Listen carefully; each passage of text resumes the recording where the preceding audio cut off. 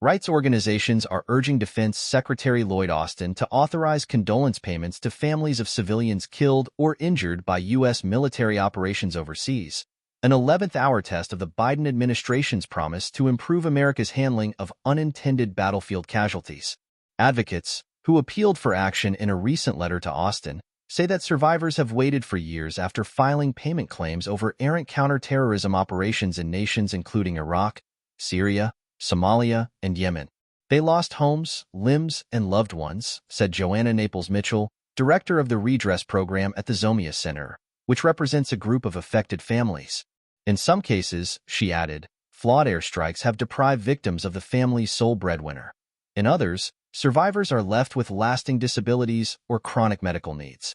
Maha Khalil Ali lost her husband, Ziad Khalifawad, in a 2016 American strike in Mosul, Iraq, then a locus for the Islamic State, the brutal extremist group targeted in an extended air campaign beginning in 2014.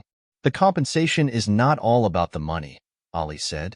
It's about the rights for those who lost a loved one.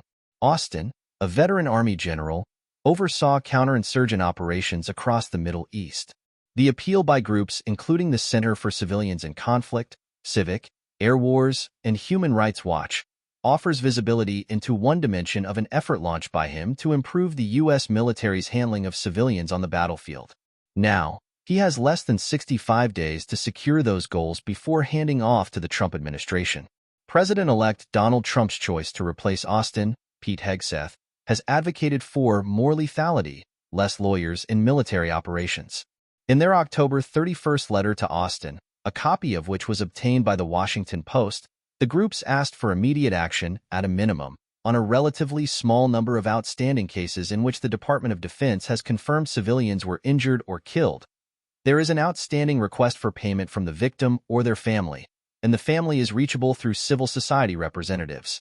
The department has what it needs to make these payments in the coming months, from the policy architecture, to the funding, to the requests and documentation from civilians and their representatives, the groups wrote.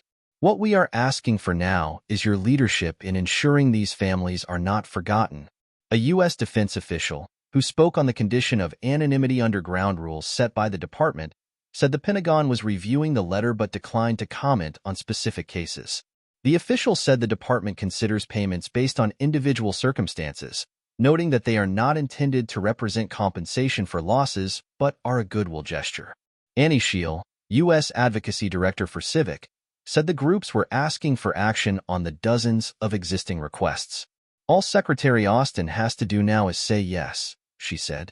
Making the payments, advocates say, would mark a step forward in owning and addressing America's role in causing unintentional but substantial injury and death where it has conducted combat activities in recent decades. Groups tracking the outcome of those operations give dramatically higher estimates of human losses than the military itself. In the years-long air campaign against the Islamic State in Iraq and Syria alone, for example, Air Wars, which has worked to track and verify civilian casualties in strikes by the U.S. military, estimates at least 8,000 civilian deaths. The U.S. military, in a corroboration process that has evolved over the past decade, has acknowledged around 1,300. Since taking office in 2021, Austin has prioritized improving that record. In 2022, after a drone strike that accidentally killed 10 civilians, including 7 children, during America's withdrawal from Afghanistan, the Pentagon introduced a new blueprint for how the military addresses civilian harm. It also stood up a center of excellence to share best practices across the military and has sought to improve follow-up when reports of deaths occur. Congress has supported those goals, providing the Pentagon with up to $3 million a year for condolence payments, which are made at the discretion of commanders. But according to Pentagon records, only one condolence payment was made between 2020 and 2022. While the department has yet to release information on those made this year or in 2023, groups working with victims think only a handful took place.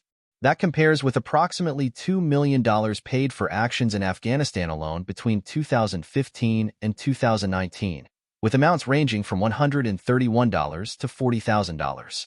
Air Wars Director Emily Tripp said the Pentagon has an opportunity to acknowledge that civilians aren't just collateral, but are individuals with needs and grievances and complicated lives that demand complicated responses. Daphne Aviator, director of the Security with Human Rights program with Amnesty International, questioned why the Pentagon had inexplicably failed to spend its congressionally allocated condolence funds. Ensuring families are paid is a way for Austin to help families in a concrete, constructive way before he leaves office, she said. Ziad Khalif Awad's son Tariq, who was 8 at the time of his death, found his father covered with lots of rocks and debris after the strike. American officials initially said the action killed an ISIS recruiter and 4 civilians. But several months later, the recruiter was found alive, according to a New York Times report on the strike. Awad died because of a military mistake, Awad's widow said. We want to pursue this case so it could be a message that they should not underestimate the lives of the innocent, civilian people. A 2020 strike in Somalia injured 3 women ranging in ages from 7 to 70 and killed an 18-year-old woman. They were relatives of Mohammed Osman Abdi, a Somali journalist. U.S. Africa Command, AFRICOM, initially said 1 militant was killed in the strike with no civilian casualties. Abdi said his family was not connected to militants. According to Priyanka Modaparthi, director of the Center for International Human Rights at Northwestern Law School, AFRICOM later acknowledged responsibility for the incident but never contacted the family and has not offered amends. Abdi has done his best to care for his surviving relatives, but said he could not afford all their needs. The worst thing is that we do not get acknowledgement from the U.S., he said. Naples Mitchell, who has filed payment requests for more than 20 U.S. confirmed incidents in Iraq and Syria, said many affected families had given up after years of waiting. She noted that relatively small payments could go a long way, helping victims afford a prosthetic limb, a wheelchair, or nursing care. Sarah Yeager, Washington director at Human Rights Watch, said condolence payments are an acknowledgement of the victims, especially important in conflicts where U.S. troops are far from their targets and drone and other air operations provide a layer of anonymity to their outcomes. If your father was killed by a military and you knew that they didn't even know who he was, that's devastating, she said. In June 2016, Liaz Ali Abd Ali was working at his fruit stand in Mosul when a strike deprived him of a leg, hearing in one ear, and his ability to support his family. His injuries could be addressed outside Iraq, but he cannot afford that luxury. We are desperate, he said.